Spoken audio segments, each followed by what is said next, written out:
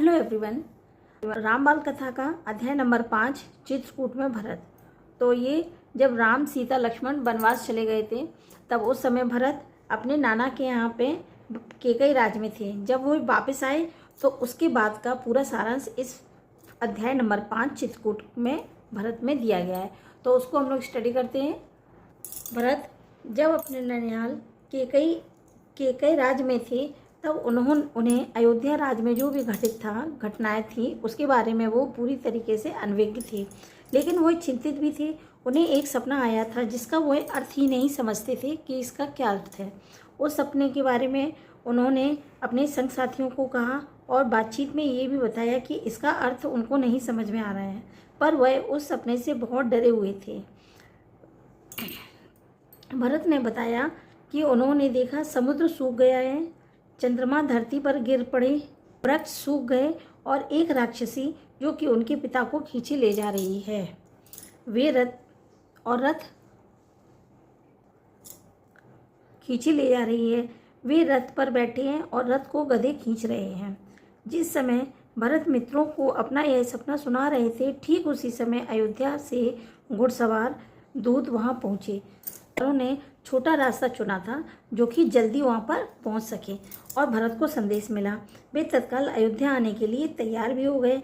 ननिहाल में भरत का क्योंकि मन नहीं लग रहा था और उनका मन वहां से उचट गया था। वह सिर्फ अयोध्या जाने के लिए बहुत ही ज़्यादा बेचैन थे।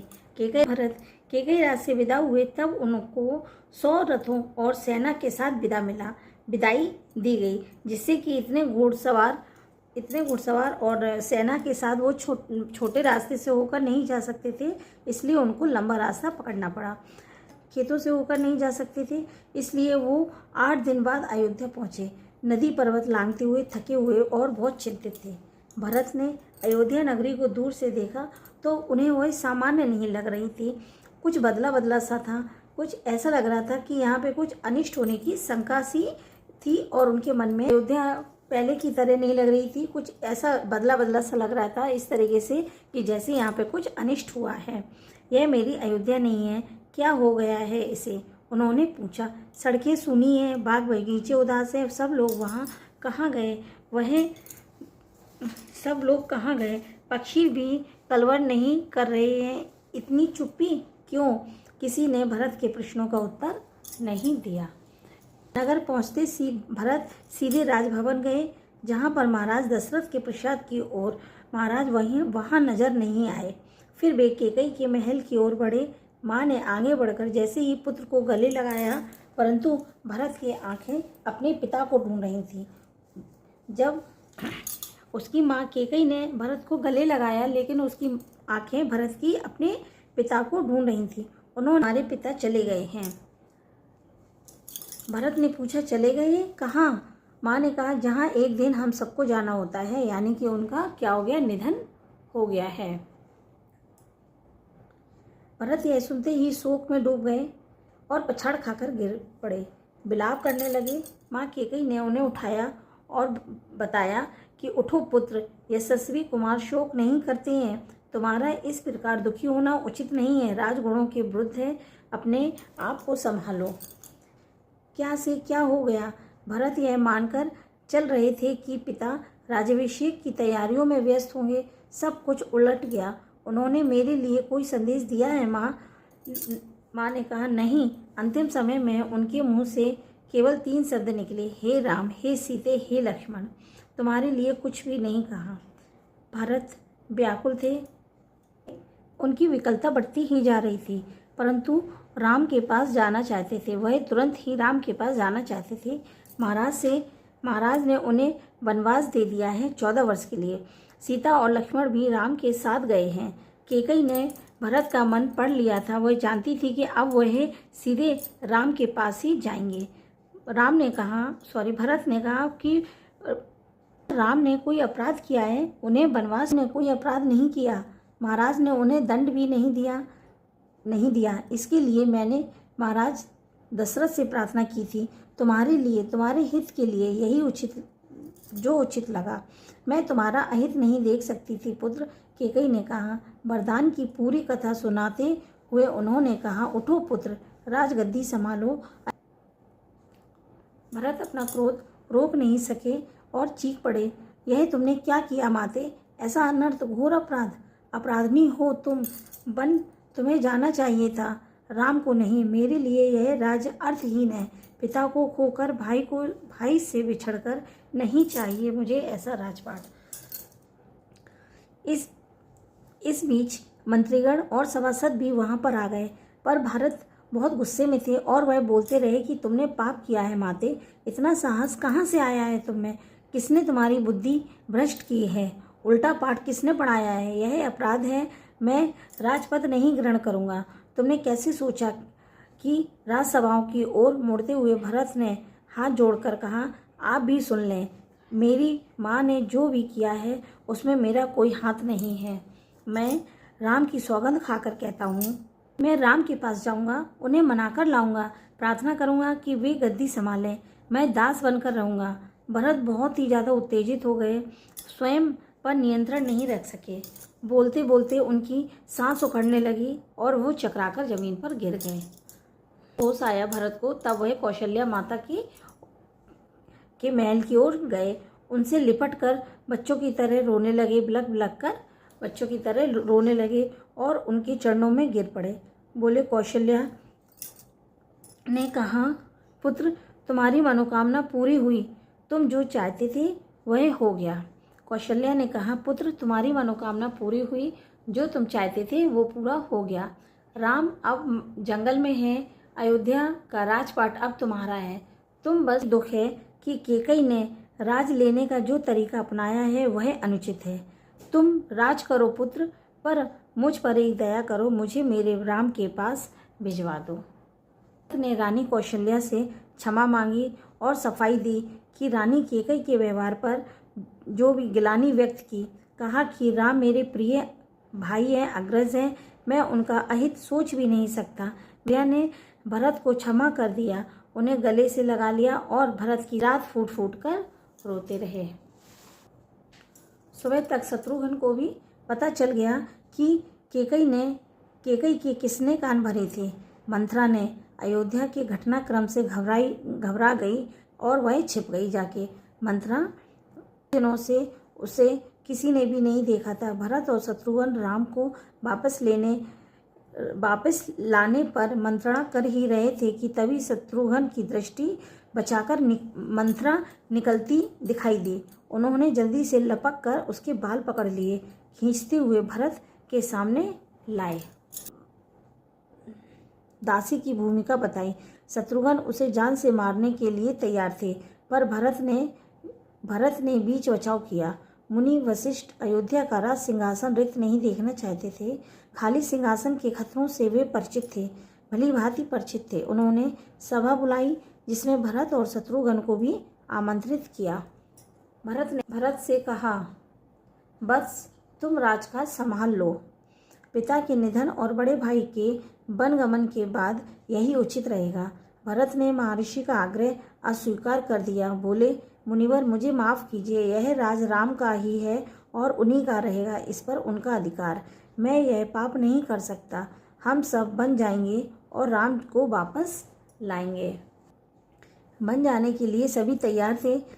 भरत ने सबके मन की बात कही थी, इसलिए सबकी इच्छा थी कि राम अयोध्या लौट आए। अगली सुबह भरत सभी मंत्रियों और सभापतियों के साथ वन में गए। तब गुरु वशिष्ठ भी साथ में थे, नगरवासी भी साथ में थे। राम तब तक गंगा पार कूट पहुंच चुके थे। एक आश्रम में महर्षि भारद्वाज का आश्रम था, जो कि महर्षि भारद्वाज का आश्रम था यमुना गंगा के संगम पर। राम आश्रम में नहीं रहना चाहते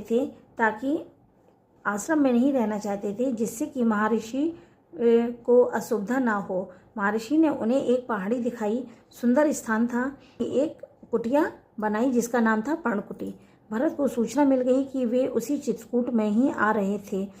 अपने दल बल के साथ वहां पर पहुंच गए। जैसे ही वहां पर पहुंचे और निषाद राजगुह को सेना देखकर कुछ संदेह हुआ कि कहीं राजमद में आकर भरत राम पर आक्रमण करने तो नहीं आ रहे हैं। सही स्थिति जब पता चली तो उन्होंने भरत की अगवानी की। गंगा पार करने के लिए देखते देखते 500 नावें जुटा दी। रास्ते में मुनि भरद्वाज का आश्रम भी पड़ा। उन्होंने भरत को राम का समाचार दे दिया। वह मार्ग दिखाया जिधर से राम गए थे। वही पहाड़ी दिखाई जहाँ पर राम ने पर्णकुटी बनाई। अयोध्या वासियों ने रात वहीं आश्रम में बिताई, संतोष के साथ कि राम अब दूर नहीं है। आगे जंगल बहुत घना था। सेना चली तो वन में खलबली मच गई। इधर उधर भागने लगे। पक्षियों ने अपना घोंसला, अपना बसेरा छोड़ दिया। वनस्पति भी सेना के पांव तले कुचल गईं। बड़े बड़े वृक्ष थरथरा उठे। राम और सीता पर्णकुटी में ही थे। लक्ष्मण पहरा दे रहे थे। कोलाहल उन्होंने भी सुना। वे एक ऊंचे पेड़ पर चढ़ गए देखने के लिए कि आखिर क्या मामला है। ने देखा कि एक विराट सेना चली आ रही है और जो कि सेना का ध्वज जाना पहचाना सा था। क्योंकि वह अयोध्या की सेना थी। वे उत्तर की दिशा की ओर से आगे बढ़ रही थी। लक्ष्मण ने पेड़ से ही चीख कर कहा, भैया, भरत सेना के साथ इधर आ रहा है। क्या डालना चाहते हैं ताकि एक छत्र राज कर सके। धैर्य का साथ कभी नहीं छोड़ते। कुछ समय प्रतीक्षा करो। इस समय का उतावलापन अच्छा नहीं है। भरत ने सेना पहाड़ के नीचे ही रोक दी और नगरवासियों से वहीं ठहरने के लिए कहा। से ही उन्हें एक छवि दिखाई दी, हल्की सी। राम की शिला पर बैठे हुए थे। पास में ही सीता और लक्ष्मण भी। भरत दौड़ कर गए और राम के चरणों पर गिर पड़े। उनके मुंह से बस एक ही शब्द निकला। शत्रुघ्न ने भी राम की चरण वंदना की और बोले, वे भी नहीं। उन्होंने दोनों को उठाकर सीने से लगा लिया और उनकी आंखों से आंसू बहने लगे। भरत साहस नहीं जुटा पा रहे थे कि वह बड़े भाई को कैसे सूचना दें कि पिता दशरथ अब नहीं रहे और आपके आने के 6वें दिन ही दुख में उन्होंने प्राण त्याग दिए। राम यह सुनकर सन्न हो गए और शोक में डूब गए।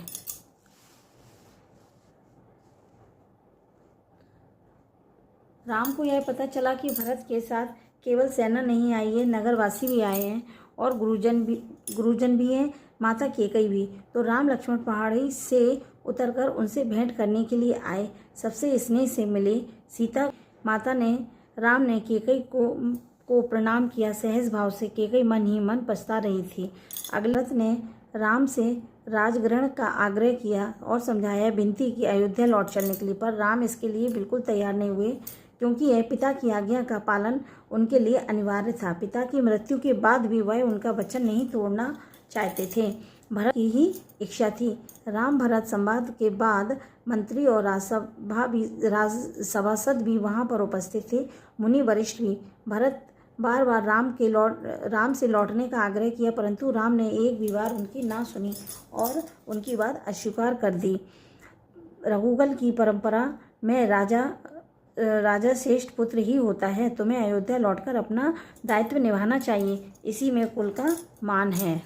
राम ने बहुत संयत स्वर में कहा, चाहे चंद्रमा अपनी चमक छोड़ दे, सूर्य पानी की तरह ठंडा हो जाए, हिमालय शीतल में ना रहे, समुद्र की मर्यादा भंग हो जाए, परंतु मैं अपनी पिता की आज्ञा को नहीं तोड़ूंगा। मैं उनकी आज्ञा से मैं वन में आया हूँ और उन्हीं की आज्ञा से भरत को अपनी राजगद्दी संभालनी चाहिए। राम किसी भी तरह लौटने को तैयार नहीं थे। भरत, मुझे अपनी खड़ाऊं दे दीजिए, मैं 14 वर्ष उसी की आज्ञा से राजकाज चलाऊंगा। राम ने स्वीकार कर लिया और अपनी खड़ाऊं दे दी। भरत ने खड़ाऊं को माथे से लगाया और कहा, 14 वर्ष तक अयोध्या पर इन चरण पादुकाओं का ही शासन रहेगा। सबको प्रणाम कर राम ने उन्हें चित्रकूट से विदा कर दिया। राम की चरण पादुकाओं को लेकर वह हाथी पर रखा और अयोध्या पहुंचकर भरत ने पादुका पूजन किया और कहा कि ये पादुकाएं राम की धरोहर हैं, मैं इनकी ही रक्षा करूंगा, इनकी गरिमा को कोई आँच नहीं आने दूंगा। तपस्वी के वस्त्र पहने और नंदीग्राम चले गए। जाते समय उन्होंने कहा, मेरी अब केवल एक इच्छा है कि इन पादुकाओं को उन चरणों में देखूं जहां इन्हें होना चाहिए। मैं राम के लौटने की प्रतीक्षा करूंगा। मैं 14 नेक्स्ट अध्याय पढ़ते हैं नेक्स्ट वीडियो में। तब तक के लिए बाय, टेक केयर।